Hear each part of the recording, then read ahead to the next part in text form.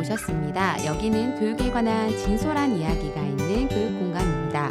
학교 선생님과 부모가 만나 교육, 배움에 관한 이야기를 나눕니다. 교육 공동체로서 서로를 이해하고 함께하는 시간, 우리 교육에 관한 담백한 이야기가 있는 시간, 교육 공감 시작합니다.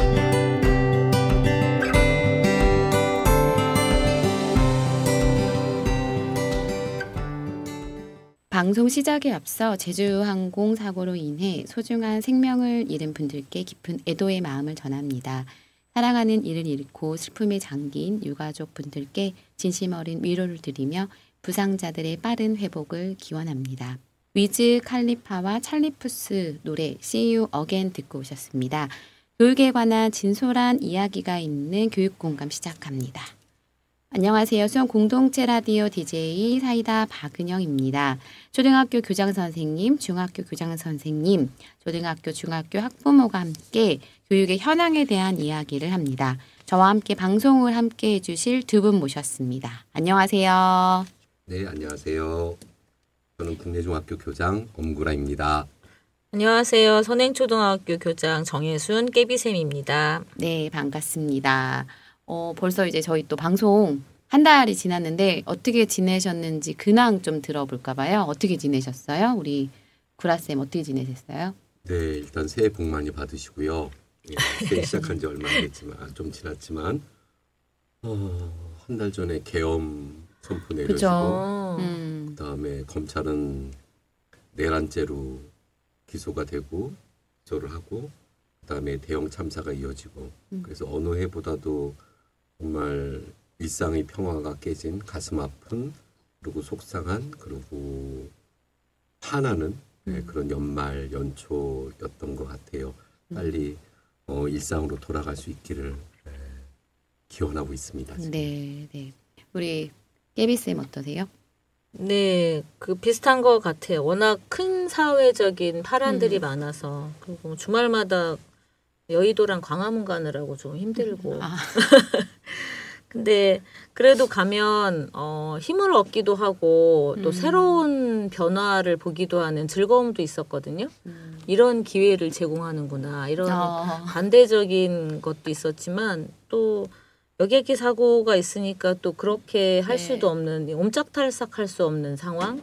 이게 좀 갑갑하고 답답하고 힘들고 이런 것도 있는 것 같아요. 네, 그렇죠. 이제 저도 이게 뭐 한 달 동안 되게 그냥 계속 밤새 무슨 일이 있지 않았나? 막 자기 전에 뉴스 보고 일어나서 뉴스 보고 맞아요. 이게 일상이 된 것 같고 진짜 좀 너무 2024년 말 12월이 어떻게 지나갔는지 모르게 하루하루를 보냈던 것 같아요.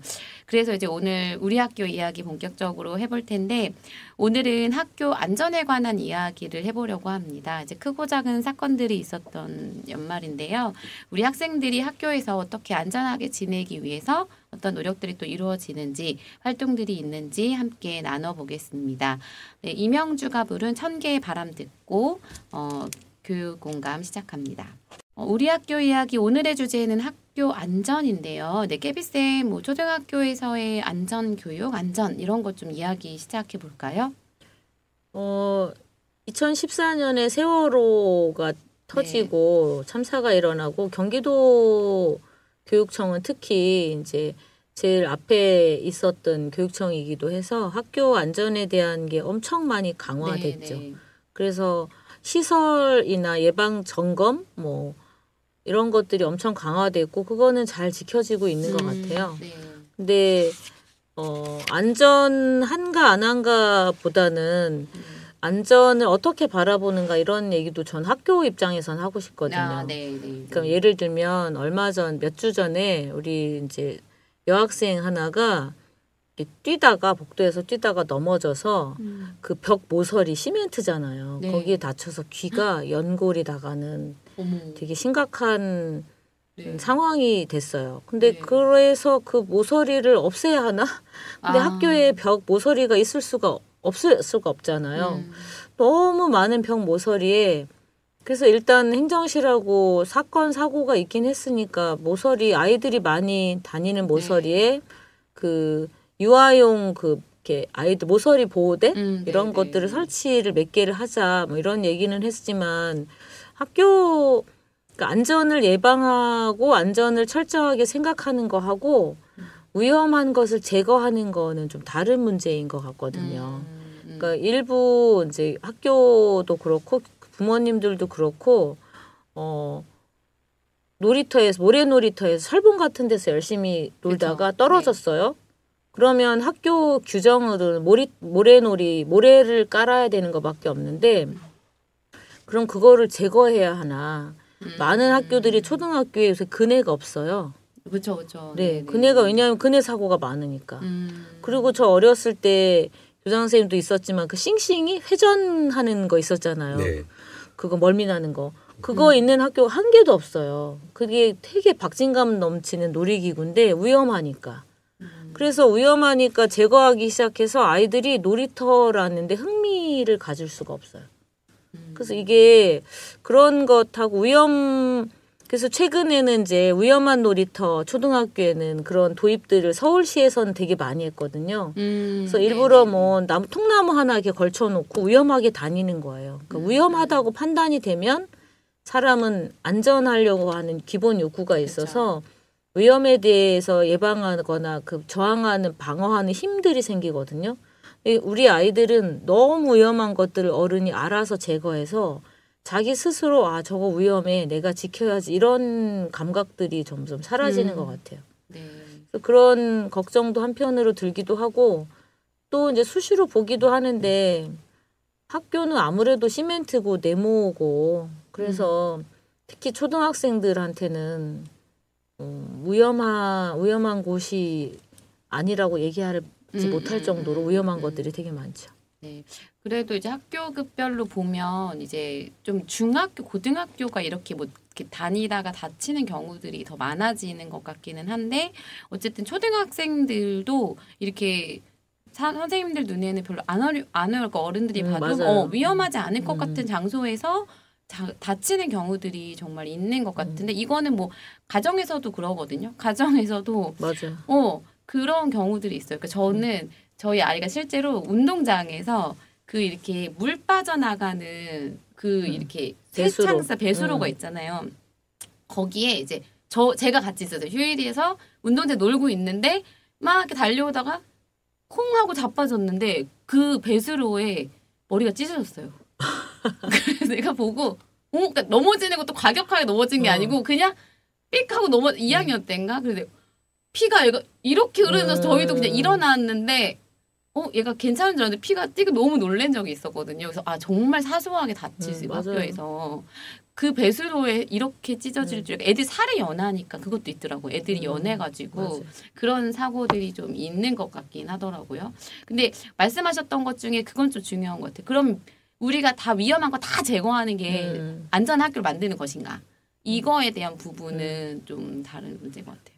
그때 세월호 때도 왜 아이들한테 나가지 말고 가만히 있어라. 이게 되게 심각한 그쵸. 거였잖아요. 네. 위험성을 자기가 판단하면 자기가 어떻게 대처해야 할지 판단하고 자기 몸을 움직이는 판단, 행동 이런 것들이 되게 필요한데 우리는 아직도 어른들이 위험한 것들을 제거해주고 아이들은 안전하게 근데 안전하지 않은데 안전할 수가 없는데 100% 그런 식의 안전교육이나 안전점검 이런 것들은 좀 방향은 아니어야 할 것 같아요. 뭐가 위험한지 알려주고 그걸 대피하고 피하고 자기 몸을 지키는 능력 이런 것들을 키워주는 게 안전교육이 아닐까 생각이 좀 들어요. 브라쌤은 어떠세요? 네, 뭐 중학생이라고 뭐 초등학생들보다 더 점잖고 신중하고 철이 더 들거나 차분하고 이러질 않아서 그러니까 선생님들끼리 하는 우스갯소리 그러니까 안전 문제 가지고 우스갯소리 하면 사실 안 되는데 학교에서 안전사고 없애는 방법은 하나밖에 없다. 학교를 없애면 된다. 네, 이렇게 저희들끼리 자주 섞인 얘기를 합니다. 학교에서 어떤 시설을 갖추고 교육활동을 마련하고 또 수업 시간에 어떤 교재, 교구, 도구를 사용할 때 늘 선생님들은 안전에 대해서 먼저 염려를 해요.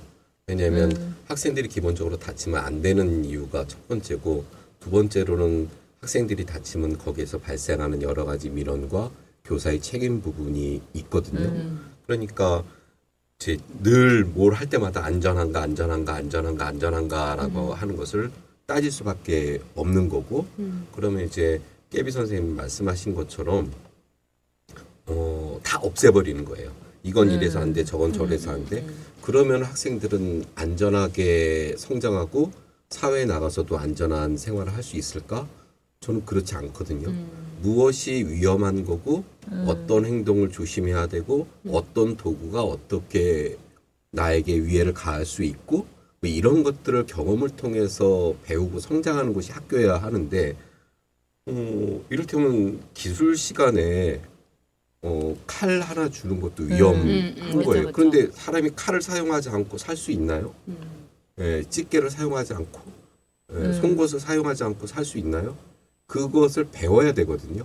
그런데 위험하다는 이유로 다 없애버리면 그러면 정말 어떻게 우리 아이들이 80년, 90년을 살아갈 수 있겠어요? 그러니까 정말 안전한 학교 교육을 뭐라 하는 게 아니라 정말 안전한 것이 무엇인가라고 하는 것을 우리가 좀 생각해 볼 필요가 있지 않을까 그렇게 생각이 듭니다.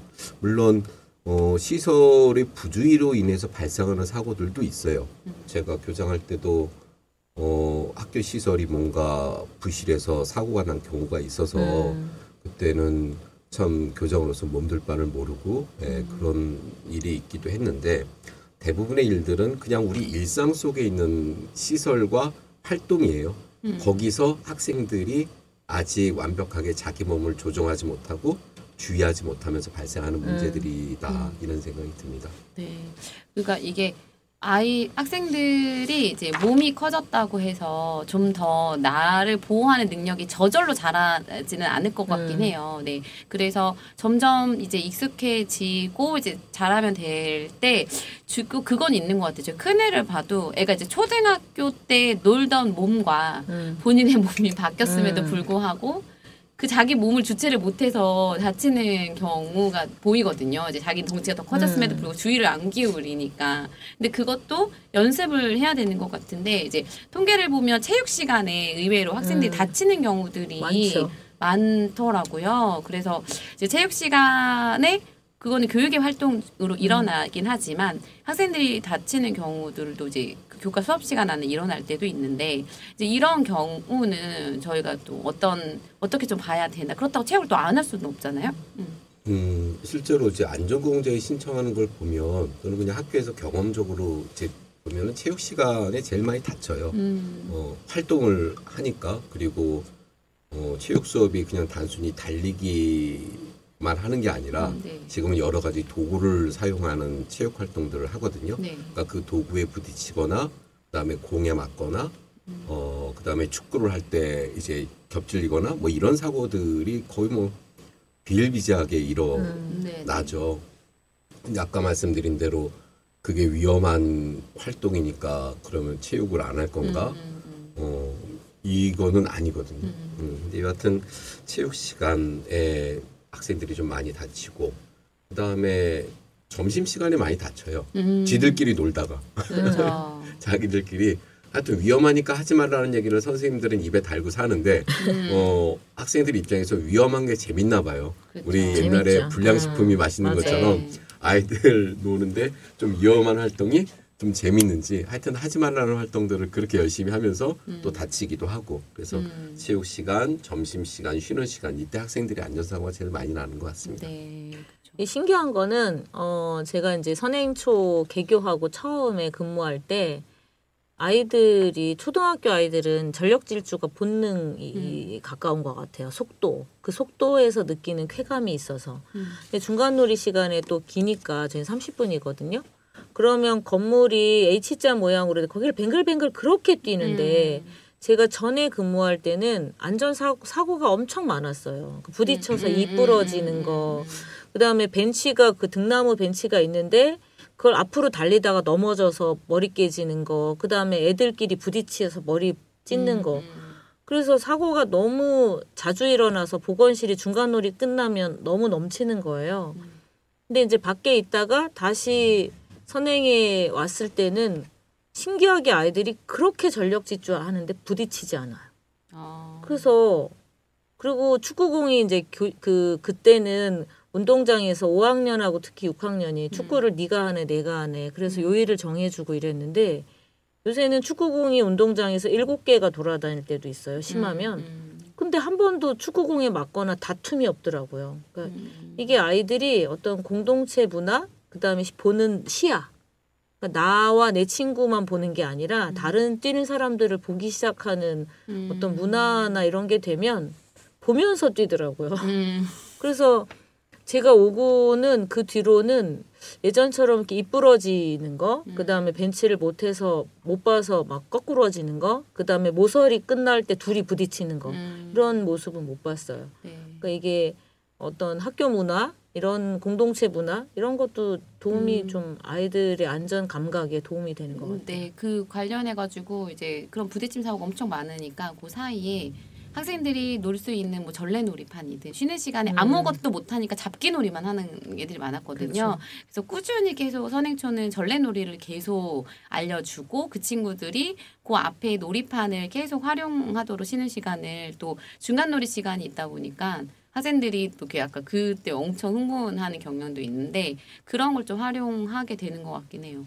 근데 중학교 같은 경우에는 보면 이제 대부분 점심시간이 길잖아요. 그래도 네. 그렇죠. 네. 그 학생들이 나가서 운동을 하는 친구들, 뭐 이렇게 체육이 뭐 그게 또 축구가 됐든 농구가 됐든 남학생들은 주로 그런 것들을 많이 하고 여학생들은 뭐 자기네들끼리 몰려다니면서 이야기를 많이 하는 것 같기는. 네, 맞아요, 그렇습니다. 한데 자기네들끼리 축구를 하다가 많이 다치거나 그런 것도 많나요, 점심 시간에? 아까 얘기 잠깐 해주셨는데. 예, 그러니까 체육 시간에 체육 활동하다 다치는 것도 있고 점심 시간이 좀 시간 여유가 한 2-30분 정도 있으니까 그때 자기들끼리 공 가지고 운동장에서 하다가 다치는 경우 있고 요즘 우리 학교 학생들이 바람이 분 게 이렇게 뭐 서로 이제 공 주고 받다가 이렇게 걸리면 벽에다 세워놓고 공을 차갖고 엉덩이 맞히는 거를 너무 위험하다. 그래서 그걸 볼 때마다 제가 가서 혼내고 하면 왜 안 되는지 얘기하고 공을 뺏고 그러는데 그럼 이제 또 제 시야를 벗어나서 또 다른 데 가서 그 놀이를 해요. 그러니까는 한번 그게 재미가 들리니까 그걸 어떻게든지 하려고 하고 있어요. 그래서 저렇게 엉덩이에 공을 차는데 그게 엉덩이에만 맞겠습니까? 머리에도 맞고 네, 허리에도 위험하죠. 맞고 그리고 이제 거리도 뭐 한 5m 정도 안 그리고 중학생이면 등치도 요즘 세거든요. 큰데. 네. 그러니까 옛날에 지금 무슨 살인배구 뭐 이런 게임이 있었잖아요. 그런 식으로 아이들을 세워놓고 걸린 학생을 세워놓고 공을 차서 맞히는 이런 경기들 자기들끼리 좋다고 하더라고요. 하여튼 어렵습니다. 지도를 안 하는 게 아니라 볼 때마다 혼내고 공 뺏고 그러는데 공은 또 어디서 그렇게 잘 갖고 오는지. 유행하는 놀이들이 있잖아요. 예전에 초등에 햄버거 놀이 이렇게 쌓는 거. 쌓는 거 있죠. 그거 하다가 질식해가지고 병원 간 애들도 있고 그랬잖아요. 뭐 목조로서 기절놀이 이런 거. 맞아. 그런 게 이제 유행을 타고 해서 학교는 이제 그런 일이 있을 때마다 끊임없이 뭐라고 하는데 글쎄요. 네. 이제 그러다가 이제 사고 나면은 이제 또 부모님은 학교 탓을 하시죠. 그 서운한 마음을 모르지는 않겠으나 그거는 학교 지도의 부족이라기보다는 그냥 자라는 과정에서 그 정도의 사고는 늘 일어날 수 있는 거예요. 예. 근데 그게 심각한 부상까지 갖지 않도록 지도할 수밖에 없는 그런 현실적인 어려움도 있다라고 말씀드립니다. 네, 어쨌든 이제 초등학교에서는 세월호 이후에 생존 수영이라는 안전에 관련된 정규 과목이 들어와 있잖아요. 정규 시간이 있고 학생들이 꾸준히 그러한 교육들을 받고 있는데 이 생존 수영 수업에 관련돼서는 어떻게 생각하세요? 제가 생존 수영 참관을 몇 번 갔는데 조 프로그램은 잘 만들어졌어요. 잘 만들어지고 애들도 재미있는데 이제 악영 안 좋은 거 중에 하나는 생존 수영을 3학년 때 하니까 엄마들이 2학년부터 수영을 시킨다는 거. 왜냐하면 정말 살자고 하는 수영인데 약간 엘리트 수영을 2학년 때부터 강습을 시키는 거. 그리고 생존 수영이 그거 가지고는 되게 부족하거든요. 그렇죠, 그렇죠. 그러니까 그 시간이 지금 뭐 3학년은 10시간, 4학년은 6시간 이렇게 하는데 너무 부족한데 그냥 물놀이 하는 것 같은 느낌도 있지만 그래도 아이들 중학교 5, 6학년 때 또 수학여행가 전에 바닷가에서 대처하는 거 보면 또 다르긴 하더라고요. 근데 필요하려면 좀 실질적인 교육이 되려면 조금 더 약간 집중해서 장시간 가르치는 일들이 좀 필요할 것 같고 근데 수원에는 너무 힘들어요. 초등학교 100개인데 그렇죠. 수영장을 일렬을 쪼개서 쓰는 거예요. 그렇죠. 예. 와, 그것도 근데 이번에 개교하게 되는 규장 초등학교에 수영장이 있대요? 있어요. 몰랐는데. 거기 체육시설이 들어와서 그 수영장도 있는 학교가 미래학교 그 안에 수영장이 있더라고요. 근데 이제 어쨌든 이렇게 저희가 잘할 때는 이런 안전에 관련된 정규 수업을 받은 적이 없었는데 그런 거는 되게 좋은 것 같긴 해요. 학생들이 네. 물에 대해서 하는 것들이. 근데 중학교에서는 따로 뭐 시간을 내서 이렇게 안전 교육을 받는 게 있나요? 뭘 할 때마다 안전 교육을 하죠. 체험 학습을 갈 때도 안전 교육을 하고 축제를 할 때도 안전 교육을 하고 무슨 행사를 할 때도 안전 교육을 하고 그러니까 안전 교육이라고 하는 거는 학교의 어떤 집단적 교육 활동, 그러니까 수업 외에 집단적인 교육 활동을 할 때 늘 안전 교육을 같이 먼저. 그게 대규모로 학생들이 외부로 나갈 때도 하고 하다못해 동아리 학생 10명을 데리고 나갈 때도 사전에 학생들을 모아서 1시간 안전 교육을 하도록 네, 그렇게 네. 이제 의무화되어 있거든요. 네. 그러니까는 근데 학교가 그렇게 돼 있다고 해서 그걸 실제로 정말 처음부터 끝까지 FM대로 안전교육을 할 수 있느냐. 학생들은 그런 안전교육을 수없이 들어왔어요. 그러니까 아이들도 이제 지겨운 거예요. 똑같은 얘기를 도와주는구나. 그러니까 안전교육의 횟수와 그다음에 사고 발생이 반비례 할 건가라고 하는 부분에 있어서는 사실 좀 회의감이 있기도 합니다. 근데 그렇다고 해서 뭐 그거를 소홀히 하고 그러는 건 아니고 여하튼 학교에서는 뭘 해도 안전, 그러니까 수업을 할 때도 안전, 행사를 할 때도 안전, 외부로 데려나갈 때도 안전, 시설을 만들 때도 안전, 무슨 공간을 만들 때도 안전. 하여튼 지금은 모든 것에 선행이 안전이라고 되어 있는 건 분명합니다. 네. 그러니까 그게 또 어떻게 보면 이제 저희가 이제 어떤 사고들이나 중간에 있었던 걸로 그런 안전 장치들이 만들어지고 보완되는 과정 중에 있는 것 같긴 해요. 그래서 그런 부분은 되게 또 의미가 있는 것 같은데요. 한 곡지 마무리하면서 우리 깨비쌤의 노래를 들을게요. 어떤 노래 들을까요? 네, 요새 이 사람 곡은 아닌데 엄청나게 그 물밑으로 번지는 노래가 있어요. 황가람 나는 반딧불 들어보셨어요? 못 들어본 것 같은데. 엄청 많이 나와요 요새 유튜브랑. 네. 한가람의 반딧불 함께 나는 듣겠습니다. 반딧불. 나는 반딧불 듣겠습니다. 네, 교육공강 듣고 계십니다. 저희가 학교 안전에 관한 여러 가지 이야기들을 하고 있는데요. 이번에는 우리 구라쌤, 이제 엄미연 선생님께서 또 이야기 한번 시작해 주시고 같이 또 이야기 나눠보면 좋을 것 같거든요. 네. 네. 그러니까 학생들의 안전을 학교 안에서만 담보할 수 있느냐라고 하는 말씀을 좀 드리고 싶어요. 그러니까 우리 학생들은 학교 안에서도 학생이고 그다음에 하교에서도 학생이거든요. 근데 학교 안은 안전 막 하는데 그러면 학교 정문을 벗어나서는 사회는 안전한가라고 하는 의문이 드는 거죠. 물론 학교 주변에 여러 가지 안전시설이 있습니다. 이를테면은 흡연으로부터 학생들을 보호하기 위한 흡연 구역이 있고 그 다음에 횡단보도에는 옐로우 카페트가 만들어져 있고 그렇죠. 학교 앞에는 차량 운행 속도가 30km 이하로 제한되어 있고 여러 가지 시설들이 있단 말이에요.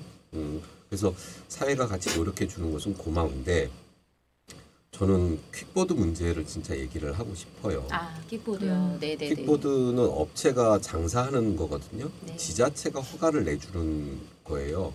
학생들은 그거를 열심히 타고 등하교를 해요. 아마 그죠. 초등학생들은 그렇지 않을 것 같은데 네. 중학교부터 고등학교 학생들은 열심히 그걸 타고 등하교를 하고 학교 주변의 길가에 나무를 이제 던져놓고 그런데 그 킥보드 타고 다니면서 특히 2명이 같이 탑승하고 네, 다니면서 우리 어머님들 되게 많이 보셨을 거예요. 학생들 네. 그거 타고 다니는 거.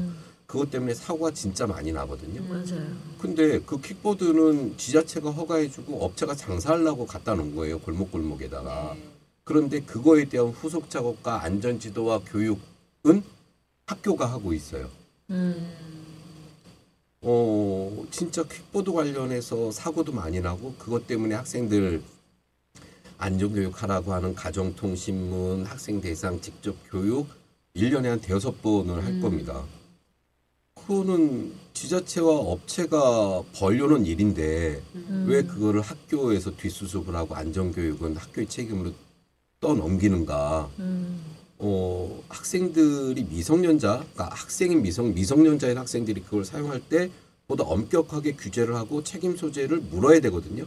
그럼 허가를 내준 지자체가 업체에 물어야 되는데 그거를 다 학교의 교육 부족이라고 얘기를 하면 그러니까 사고만 나면 학교에다가 킥보드 안전교육 했는지 물어요. 저는 이런 방식은 아니다. 이렇게 학생들의 안전을 보호하기 위한 대책은 사실은 학교나 교육청 입장에서는 면피용이 될 수밖에 없는 거고 진작 책임은 원인은 다른 데가 제공하고 있는데 그래서 저는 학교는 학교의 일을 할 테니까 지자체나 사회가 벌려놓은 일은 제발 좀 당신들이 책임을 져라 이런 말씀을 드리고 싶습니다. 네, 뭐 초등학생들은 많이 안 타는데 중고등학생들이 특히 많이 타는 것 같아요. 진짜 둘이 타는 거, 셋이 타는 거 많이 봤어요. 심지어 셋도 타더라고요. 네. 너무 위험해 보여요. 셋이 타니까 재밌죠. 혼자 타는 것보다 재밌습니다. 그러니까. 그리고 자전거도 그 전동이 붙으면서 속도를 제어할 수 없으니까. 네. 저도 전동 자전거, 공유 자전거 한번 타다 넘어져가지고 여기 얼굴 볼을 갈 다음에 그 뒤에 이제 전기 자전거를 안 타거든요. 내가 원하는 속도보다 너무 빨라요. 통제할 수 없는 속도들이 있어서. 네. 근데 자전거 도로나 킥보드 이런 전용 도로가 없잖아요. 그러니까 이게 좀 문제인 것 같아요. 그렇다고 차도로 뛰어들지 않으니까 인도로 가니까 사람들하고 부딪히고 인도가 또 차도처럼 고르게 돼 있지 않잖아요. 그러니까 퉁퉁 튕겨 나가고 그리고 아이들이. 이제 킥보드가 되게 또 사고가 있는 게 바퀴가 작다 보니까 작은 턱이나 뭐 이런 거에서도 걸려 넘어지는 경우들이 맞아요. 되게 많고 되게 위험하더라고요. 불안한 이동 수단이거든요. 네, 그렇죠. 저는 겁나서 못 하겠는데 네. 우리 아이들은 하여튼 용맹합니다. 근데 맞아요. 이제 그 부분에 관해서 부모님이 모르실 수가 없는 게 이제 결제라든지 이제 그런 사용하는 것들은 어쨌든 이제 학생들이 타고 다니고 이제 아실 텐데. 네, 아세요? 부모님이 결제하는 거니까. 그러니까 알고 계실 건데도 그 부분에 관해서는 이제 사회적으로 진짜 좀 이거를 위험하고 이거에 대한 단속이 있어야 되는데 학생들만 위험하게 타는 게 아니라 이제 어른들도 위험하게 타는 건 또 마찬가지여가지고 너무 많아요. 그쵸. 그리고 네. 도시의 인구 비례해서 네. 자전거가 너무 많아. 그리고 저는 이제 어떤지 그 시각장애 유튜버가 그런 얘기를 하더라고요. 그 킥보드가 시각장애인들에게는 너무 위험한 흉기 같은 게 될 수 있어요. 보도 점자 거기를 가로질러서 놓는 경우들이 굉장히 많아서 보행 그러겠구나. 자체가 힘들대요. 그래서 이제 그런 문제들이 되게 많고 저도 차를 끌고 갈 때도 보면 아무데나 그냥 세워놓는 경우들이 있거든요. 이제 그런 것도 확실히 보완이 필요한데 이게 좀 아직은 그런 것들이 없어가지고 굉장히 위험하긴 한 것 같습니다. 네. 그래서 이제 그 학생들이랑 이제 제가 뉴스를 6학년 친구들 만든 적이 있었는데 이제 문제사항에 본인들이 이제 그런 걸 지적하더라고요. 이렇게 킥보드를 되게 빨리 타고 다니는 사람들 문제다. 그래서 취재를 하고 싶다 그래서 취재를 할 수는 없을 걸 그 사람들을.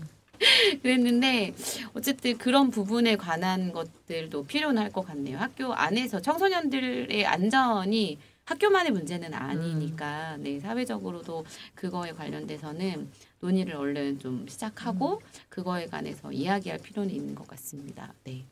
그리고 또 이제 저희들이 이야기를 하면서 중학교, 고등학교, 뭐 이제 대학교 쭉 갈 때마다 이제 학생들이 몸집도 커지지만 사용하는 범위들이 늘어나는 거에 대해서 저희들이 이제 하다못해 이제 초등학교까지는 어디를 가면 이제 무조건 차량으로 이동을 이제 대전한 버스나 이렇게 이동을 하는 경우들이 많았는데 딱 중학교 갔을 때 되게 당황스러웠던 게 아이들 보고 이제 거기로 오라는 거예요. 체험학습 장소로 대중교통으로 그렇죠. 예, 이동 오라. 근데 그게 이제 초등학교 학부모님이 됐는데 갑자기 애들이 거기를 어떻게 왜냐면 대중교통을 이용한 세대들이 아니니까 겁이 나서 막 데려다 주시거나 막 이제 첫 체험학습 때는 그런 게 있거든요. 이제 대중교통을 타고 이동할 때 안전사고 뭐 그런 것들에 대해서는 혹시 이제 뭐 별 문제가 없나요? 어때요?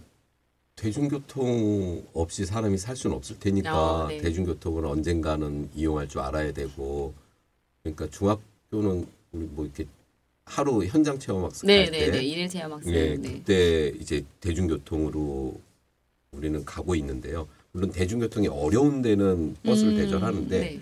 대중교통으로 충분히 갈 수 있다고 학교가 판단하면은 네. 아이들한테 어디로 모여라 이를테면은 서울랜드로 모여라 뭐 이렇게 그쵸. 하거든요. 학교 앞에서 지하철 한번 타면 되니까. 네. 근데 그럼에도 불구하고 출발하는 역에 선생님들이 가 있어요. 그 다음에 역사 안에 선생님들을 배치를 해요. 그 다음에 도착하는 역사에 배치를 하고 출구에다가 또 교사들을 배치하고 그러니까 학생들이 이동 동선의 포스트마다 다 선생님들을 안전요원으로 추가적으로 배치를 해요. 그러니까 그 정도로 학생들이 이동에 대해서 대중교통을 타고 오라고 하긴 하지만 이제 현장에 교사들을 직접 배치하면서 문제가 없도록 학생들을 지도하죠. 네.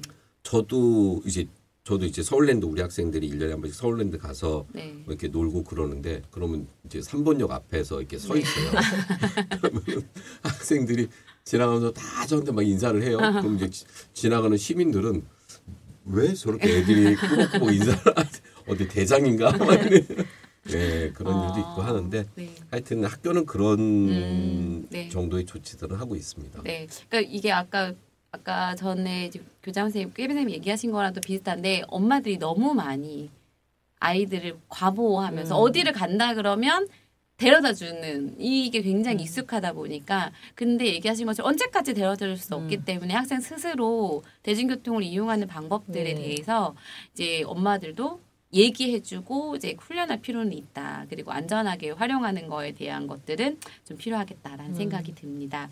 우리 이제 마무리하면서 노래 하나 들을게요. 우리 구라쌤 무슨 노래 들을까요? 네, 아주 옛날 노래인데요. 네. 김민기님의 아침 이슬을 듣고 싶습니다. 네, 알겠습니다. 우리 김민기님이 부른 아침 이슬 듣겠습니다. 노래 듣고 오셨습니다. 이번 코너는 제가 준비한 우리 아이 이야기입니다. 오늘의 사연 듣고 시작합니다.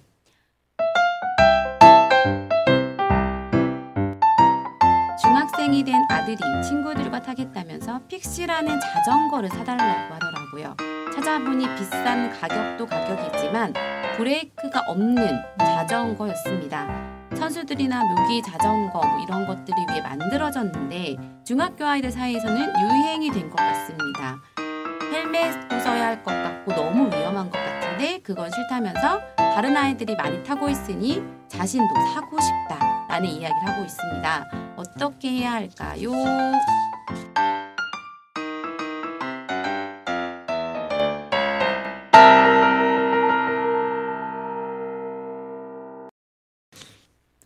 이게 실제로 픽시 자전거 혹시 엄미 선생님네 학교는 많이 안 타나요, 애들이? 네, 그런 자전거는 안 타고요. 네.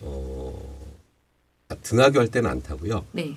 학교 근처에 3번 중앙공원이 있는데 거기다 세워놓고 가요. 그 자전거를 타고 이제 그 뭐 고개라고 하나요? 네. 그런 이제 그 시설이 있어요? 예, 그런 시설이 제가 이렇게 그런 걸 잘 몰라서 그래서 거기서 학생들이 이제 묘기 같은 걸 배우고 이제 하는 공간이 있어서 거기서는 학생들이 좀 타는 걸 봤습니다. 예. 수원에서 아니 수원 주변에 아니요 픽시 많이 타지. 픽시 많이 타요. 픽시가 저도 이제 애가 중학교 가서 알았는데 브레이크가 없고 심지어 세우는 발통도 없고 그걸 왜 타냐 했더니 가볍고 이게 이렇게 확 뒤로 핸들도 꺾이니까 막 묘기를 한다 막 이러는데 그거를 친구가 탔으니 나도 타도 된다 뭐 이런 논리를 펼치더라고요. 근데 실제로 많이 학생들이 타는 것 같거든요. 그러니까 이제 보드 타는 공간 있잖아요. 이렇게 곡선으로 돼갖고서는 이렇게 점프도 하고 막 거기서 탑니다. 아니 근데 그거 말고도 애들이 제가 알기로는 타고 멀리가 돌아가도 엄청 타요. 그래요? 우리 애들은 그러진 않았어요. 그래요? 그럼 안양 우리 애들 엄청 타는데 누군 애들은? 우리도 6학년 유행인가? 6학년 애들 버킷리스트 써보라니까 픽시 사기.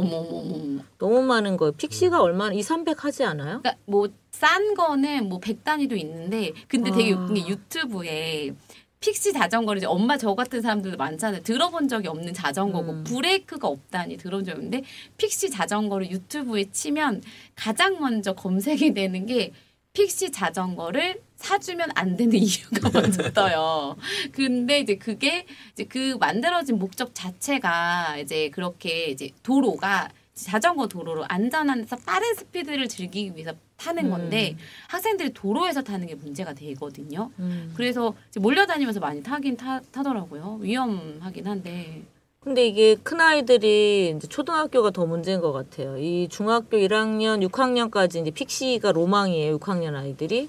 픽시를 자기 소유하는 게 예전에 휴대폰을 그쵸. 가져야 되는 소망, 그때도 휴대폰이 100만 원짜리인데 아이들 손에 다 100만 원짜리 쥐어주는 게 되나 싶지만 옆집에도 있고 저집에도 있고 이래서 100만 원짜리를 사줬는데 이거를 얘한테 이제 빼들 수 없잖아요. 이미 휴대폰이 신체화돼가지고 그 아이의 신체의 일부가 돼서 내가 뺏거나 제거하거나 조정할 수 없는, 통제할 수 없는 상황에 이르렀는데 전 자전거도 그런 것 같아요. 왜 아이들한테 초등학교 5, 6학년 애들한테 200-300짜리 자전거를 주고 그쵸? 밤마다 그거 오토바이 사주는 거랑 똑같은 거거든요. 그죠. 너무 위험하긴 한 것 같아요. 그러고 밤마다 가슴을 쪼여야 되잖아. 근데 도로에 나가서 6, 7시쯤 중학교 학원들은 그때 가잖아요. 네네. 가면 난리. 애들이 신호등을 안 지키고 거꾸로 신호에 틀어서 저쪽 사거리에서 그걸 못 기다리는 거예요. 그래서 반대 신호에 옆 차선으로 갔다가 휙 돌려가지고 자전거 타고 3-4명씩 도로에 배달 라이더를 보고 배우는 것 같은데요. 그 수준으로. 그러니까 이게 좀 이제 이런 게 좀 문제가 되는 지역들이 좀 있을 것 같고 유행이기도 하고 저는 실제로 아이가 제가 그건 안 된다 해서 이제 로드 자전거라고 이제 브레이크가 있는 자전거를 사주면서 이제 자전거 파는 아저씨를 물어봤어요. 아이들이 이런 자전거 특히 픽시 많이 사니까 다 산다는 거예요. 거의 다. 그러니까 학생들 이걸 소비하는 층이 그때 연령 청소년들이 엄청 많이 탄다는 거예요. 근데 이제 이런 부분에 관련돼서도 안전 가이드라인이 좀 있었으면 좋겠어요. 청소년들이 타기엔 너무 위험하긴 하거든요. 또 마찬가지예요. 그러면은 기업이 만들어서 팔아먹잖아요. 위험할 수 있는 돈은 거를. 또 다른 애들. 그럼 이제 학생들은 그걸 소비하고 그러고 이제 교육은 학교에서 시켜야 되고. 네. 근데 휴대폰 그다음에 픽시, 오토바이 저는 같은 계열인 것 같아요. 그러니까 나가서 부모가 일단 그 아이 손에 들어가면 내가 통제할 수 없는 것. 그거는 미성년 시기에는 사주면 안 될 것 같거든요. 네. 그리고 안전과 관련돼서는 가정에서도 이제 부모님들의 면밀한 검토가 좀 필요할 것 같습니다. 오늘 이제 마지막으로 소감 이야기 한번 나누면서 마무리할게요. 우리 구라쌤 어떠셨어요? 이제 안전 얘기했는데 오늘. 예, 우리 사회의 대형 사건, 그러니까 안전 사건들이 이제 몇 년에 한 번씩 발생하고 있는데 또 이번에 비행기 추락, 그 사건이 벌어지면서 또 많은 분들이 희생당하셨고 이럴 때마다 느끼는 거는 정말 학교는 안전한가라고 하는 생각을 합니다. 그래서 여기저기 다시 둘러보긴 하지만 세상에 100% 안전한 거는 없을 것 같다는 생각이 들어요. 네.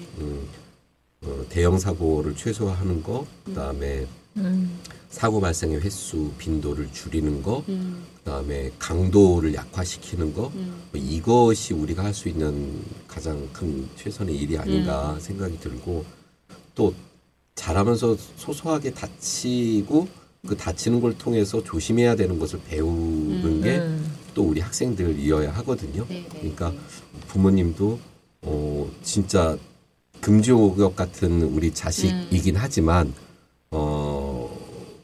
손끝 하나 안 다치고 키워야겠다라고 생각하시는 거는 아마 나중에 더 큰 사고를 불러일으킬 수도 있지 않을까 이런 생각이 들기도 네. 합니다. 위험에 대처하는 능력을 배우는 게 네. 그리고 무엇이 위험한가를 아는 게 좀 안전교육이 아닌가 이런 생각이 네. 드네요. 네, 저도 오늘 자전거랑 막 이런 거 얘기하면서 우리 2학년 아이가 아파트에서 또 자전거랑 차랑 부딪힌 적이 있거든. 근데 애는 안 다치고 엄마만 놀랬어. 자전거 운전한 분이 너무 놀래서 병원으로 가고 이랬거든요. 근데 이게 아이들이 위험에 대한 감각? 그게 너무 없어요. 그냥 네. 속도에 대한 쾌감. 이런 게 더 커서 이거를 어떻게 가르쳐야 하나. 네. 특히 올해 우리 학교는 자전거가 되게 화두였었어가지고 그런 고민을 조금 더 해봐야겠다는 생각이 네. 듭니다. 네. 저도 이제 안전한 나라, 안전한 학교, 그래서 학생들뿐만이 아니라 이제 우리 모두가 이제 그렇게 잘 살아갈 수 있는 기반에 대한 것들은 좀 더 논의가 필요하지 않을까라는 생각을 해봅니다. 뜨거운 싱어즈가 부른 바람의 노래 들으면서 물러가겠습니다. 감사합니다. 고맙습니다. 맞습니다.